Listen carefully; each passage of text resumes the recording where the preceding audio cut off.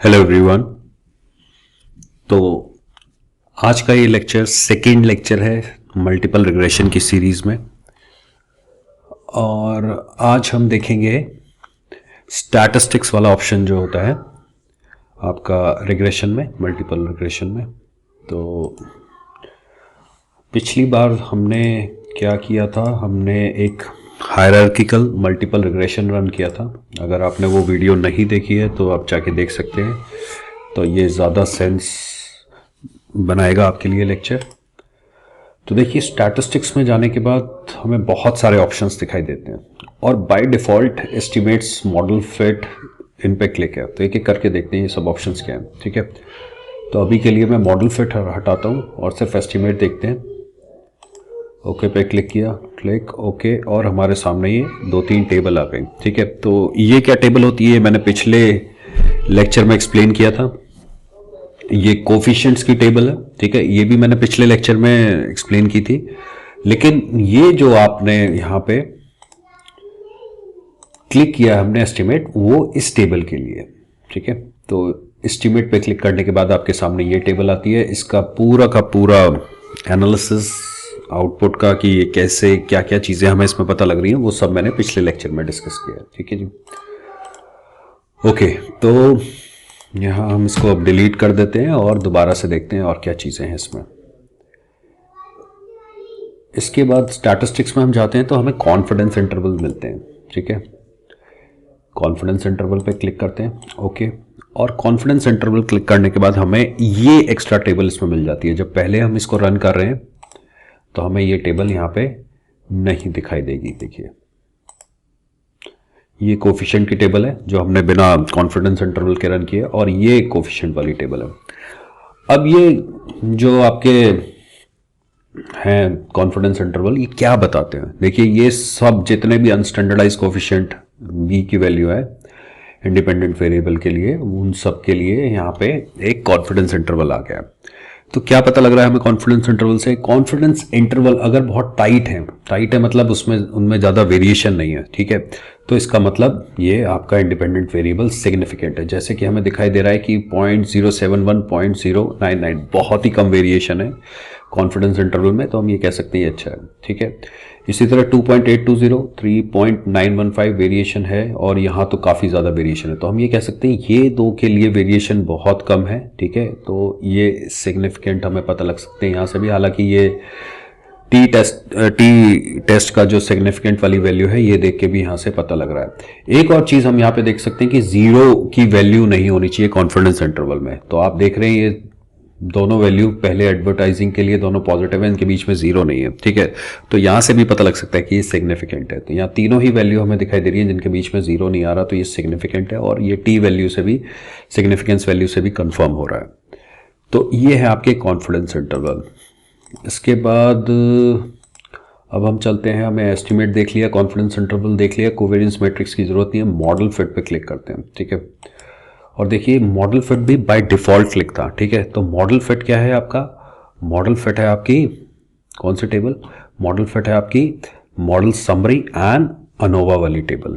तो ये क्या बताती है अनोवा टेबल? एक बार देखें यहाँ पे क्या आया था। देखिए, यहाँ पे ये सारी चीज़ें नहीं आई, लेकिन मॉडल फिट क्लिक करते ही हमारे सामने मॉडल समरी आ गई और अनोवा टेबल आ गई। तो इसका भी एक्सप्लेनेशन आपको पिछले लेक्चर में मिल जाएगा। ठीक है, मैं बस अभी आपको बता रहा हूं कि क्या क्या चीजें यहां से आती हैं हमारे सामने।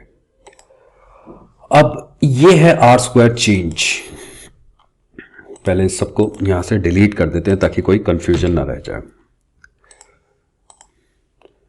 तो अब करते हैं हम आर स्क्वायर चेंज। ठीक है, और इसके साथ मुझे लगता है मॉडल फिट भी हमें ऑटोमेटिकली दे देगा। देखिए, तो आर स्क्वायर चेंज में क्या है? मॉडल समरी आ गई। ठीक है, और मॉडल समरी में ये आ गया कि हमने हायरार्किकल क्या किया था, रन किया था। अगर आपको याद है तो देखिए,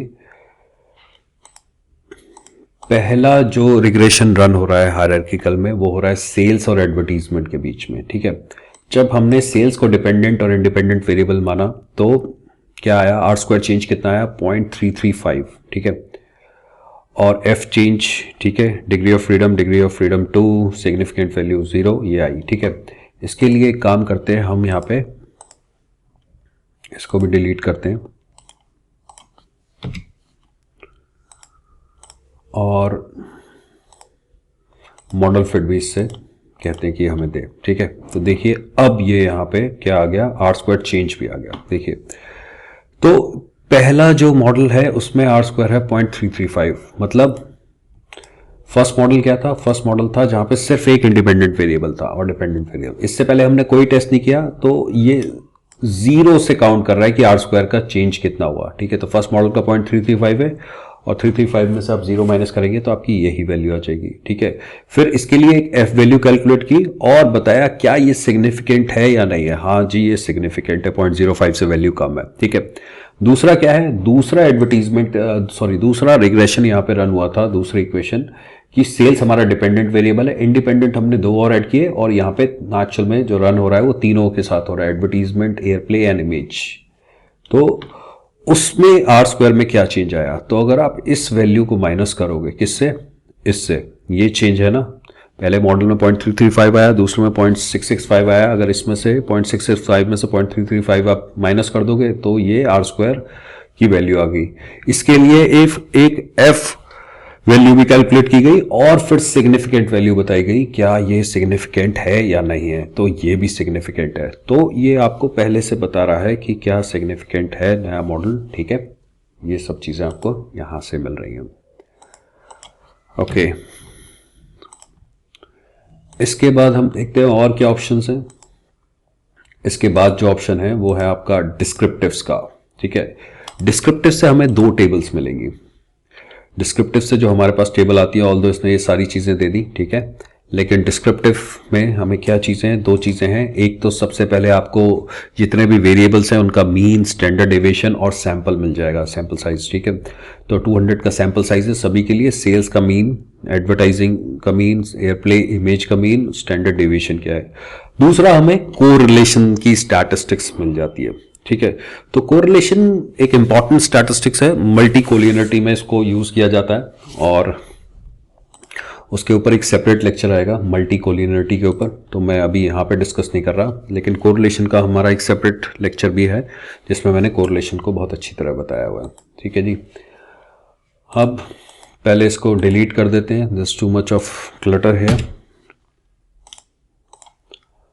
और अब चलते हैं स्टैटिस्टिक्स में। अब हमें चाहिए पार्ट एंड पार्शियल कोरिलेशन, ठीक है, और ये तो बाय डिफॉल्ट आ ही जाएंगे तो इनको भी रहने देते हैं, ठीक है, पार्ट एंड पार्शियल कोरिलेशन। अब देखिए जैसे ही हमने part and partial correlation run किया तो ये जो कोफिशिएंट की टेबल थी, जो पहले यहाँ पे ये चीज़ें नहीं आ रही थी, ये भी आ गई, एक जीरो ऑर्डर आ गया, ठीक है, एक पार्शियल आ गया और एक पार्ट आ गया, तीन टाइप की चीज़ें यहाँ निकल के आई, ठीक है। तो जीरो ऑर्डर क्या होता है, जीरो ऑर्डर होता है आपका बाइवेरिएट कोरिलेशन, जहां पे किसी भी वेरिएबल को हम कंट्रोल नहीं कर रहे हैं, ठीक है। तो एडवर्टीजमेंट और सेल्स के बीच का अगर आप कोरिलेशन निकालोगे, ठीक है, तो आपको क्या दिखाई देगा, आपको ये जीरो ऑर्डर दिखाई देगा। एक बार चेक करें, सेल्स, एडवर्टीजमेंट, ओके, और ये 0.78 आ गया, देखिए ये, ठीक है। इसी तरह आप बाकी का भी चेक कर सकते हैं। सेकंड जो है वो पार्शियल कोरिलेशन है, ठीक है। तो पार्शियल कोरिलेशन क्या होता है, पार्शियल कोरिलेशन होता है किसी एक वेरिएबल को अगर हम कंट्रोल कर रहे हैं, ठीक है। तो कंट्रोलिंग का क्या मतलब है, मतलब है कि हम देखना चाहते हैं कि डिपेंडेंट वेरिएबल में सिर्फ पर्टिकुलर एक, मान लीजिए एडवर्टीजमेंट का कितना इफेक्ट है, ये तो यहाँ पे हमें सब मिला जुला इफेक्ट दिखाई दे रहा है। तो एडवर्टीजमेंट का इफेक्ट कितना है, तो हमें क्या करना पड़ेगा, एडवर्टीजमेंट में से माइनस करना पड़ेगा एयर प्ले और इमेज, और सेल्स में से भी माइनस करना पड़ेगा एयर प्ले और इमेज, तब हमारे पास एग्जैक्ट जो रिलेशन आएगा वो एडवर्टीजमेंट सेल्स का आएगा, ठीक है। तो दोनों में से हमने इन दोनों वेरिएबल को माइनस किया और तब रिलेशनशिप देखा, तो ये पार्शियल कोरिलेशन कहलाएगा, ठीक है। ऐसी पार्ट कोरिलेशन आ जाता है। पार्ट कोरिलेशन में क्या होता है, अभी मैंने आपको बताया एयर प्ले इमेज को हमें एडवर्टीजमेंट में से हटाना होगा और सेल्स में से भी हटाना होगा। अगर हम एयर प्ले और इमेज को सिर्फ एडवर्टीजमेंट में से हटाते हैं और सेल्स में से नहीं हटाते हैं, तब रिलेशन देखते हैं एडवर्टीजमेंट सेल्स का, तो उसको कहेंगे आप पार्ट कोरिलेशन, ठीक है।